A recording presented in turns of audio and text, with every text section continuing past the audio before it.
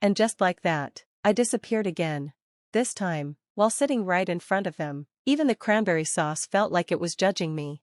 I didn't grow up poor, I grew up invisible. We had the golden retriever, the two-story house, the photos of Derek, and varsity jackets and trophies lining the hallway. Me? I sat on bleachers clutching a pom-pom I didn't ask for. While Derek threw touchdowns, I took apart radios. While Mom rehearsed his college essay with him, I read Battlefield Medicine under my covers with a flashlight. While everyone else saw a future quarterback, I imagined triaging trauma under gunfire. I told them once, just once, that I wanted to be a combat medic. My father laughed. My mother blinked. You mean like a nurse? No, I said, a medic. I want to serve. I want to save people. She stared like I said I wanted to join a circus. Then she asked if I'd considered cosmetology instead. After that, every conversation became a warning label. Don't waste your looks. Who's going to marry someone who gets shot at? You're being dramatic, Eliza. But I wasn't dramatic, I was clear. I enlisted on my 18th birthday, no announcement, no hugs, just an application on the counter and a clean room behind me. My mom didn't call, my dad didn't write, Derek sent a 2-word text. Why, though? Boot camp didn't make me cry, neither did training, neither did my first tour, my first wound, my first friend zipped in a body bag. Because I'd already bled for something much harder, trying to be seen by people who refused to look. I got better, sharper, meaner, maybe. I learned to read pain before it screamed, to move before others froze. I didn't rise because I was fearless, I rose because I was tired of being forgotten. Every scar I stitched, every rib I cracked open and closed, it wasn't just training, it was rebellion, silent, tactical, precise. I came home on leave once, just a week, just to see, maybe something had changed. Derek had a new wife, a new promotion, a baby on the way. He greeted me like I was a wedding caterer who showed up too early. You're just playing soldier, sweetie, real heroes don't brag about being medics. That's what my mother said the last time I visited home. I'm Eliza, I'm 36, I served as a combat medic in the United States Army. I've held arteries closed with my bare hands, I've carried bleeding children through live fire, I've saved lives most people wouldn't dare run toward. But at my parents' house, I'm still the girl who ruined every holiday by showing up in boots instead of heels. They never saw me until someone stood up in front of the entire wedding and said, "She saved more lives than any general I know." Have you ever been invisible in your own family? Tell me in the comments. The driveway was still cracked like when I was a kid, the porch light flickered like it always had, like a warning. I parked on the street because, God forbid, I block my brother's brand new Escalade.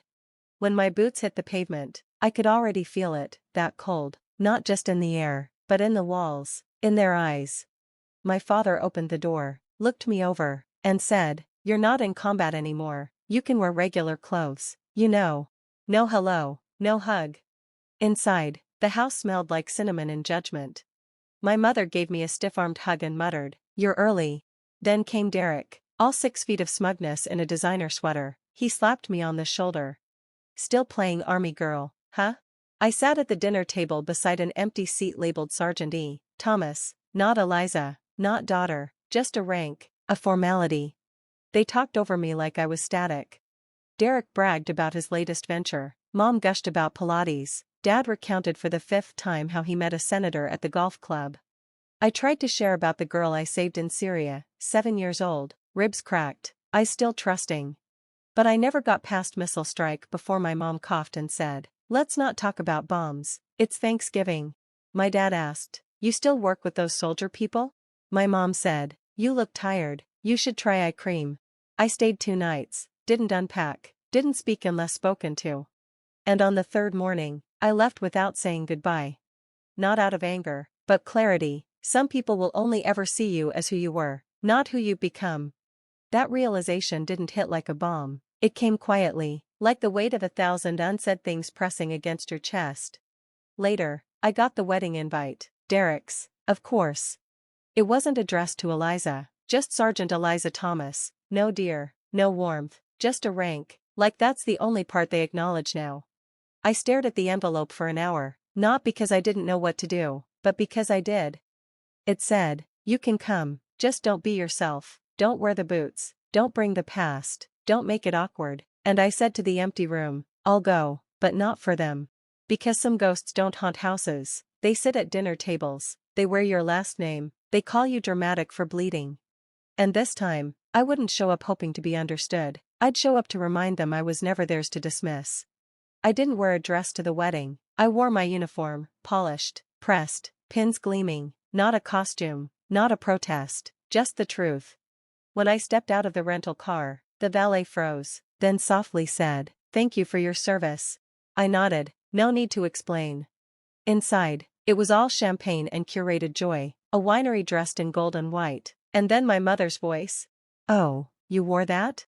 She smiled like she was sucking lemons.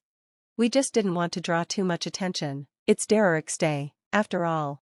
I smiled back, calm, unflinching, didn't see a dress code that excluded national service. My father offered me a drink, nothing else. The bride's mother leaned in like I was on display. "You're a doctor, right? So noble." "I'm a combat medic," I said. "Oh, like a nurse?" "Number like someone who runs through gunfire with one hand on a wound and the other on a rifle." She went pale, I didn't flinch. Then came the ceremony, white roses, string quartet, pastel perfection. I sat beside an empty chair, second row, present but still alone. But not for long, a tap on my shoulder. I turned, and there he was, the President of the United States in full dress, flanked by Secret Service. He extended a hand. "You're Sergeant Eliza Thomas?" "Yes, sir. I've read your file, you've saved more lives than most generals. I've wanted to meet you." He turned to the crowd. "Because of her, survival rates in combat triage rose nearly 40%. That's not just brave, that's brilliance under fire." My mother's hands trembled, my brother's mouth opened, but no words came, and my father just stared at the floor.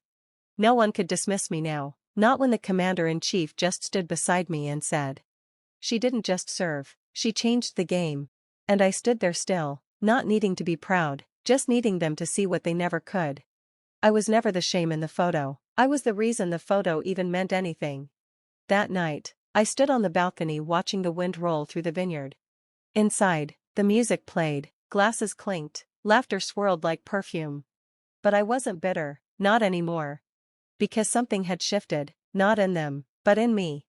I didn't need their pride, I had my own, earned, fought for, worn like armor under every scar. Later, a cousin I barely remembered handed me a glass of water. He said, "I used to think you were just angry." I nodded, I was. And in that moment, no apology was needed, just recognition, simple, quiet, enough. A few weeks later, I stood in a classroom at Walter Reed, teaching new medics how to survive what I had survived. One young man looked up, hands shaking over a pressure bandage. "Ma'am, you're the one from the video, right? The one with the kids?" I smiled, "Yes, but I'm also the one who's going to fail you if you don't stop wrapping that like a Christmas gift." The class laughed, so did I, not stiffly, not politely, but fully, like something cracked open and let the light in. That's who I am, not Derek's sister, not the angry girl, not a disappointment. If this story stirred something in you, if you've ever fought to be seen, leave a comment. Share your truth, because you don't need permission to be extraordinary. You just need courage to stand in your own light, uniform or not.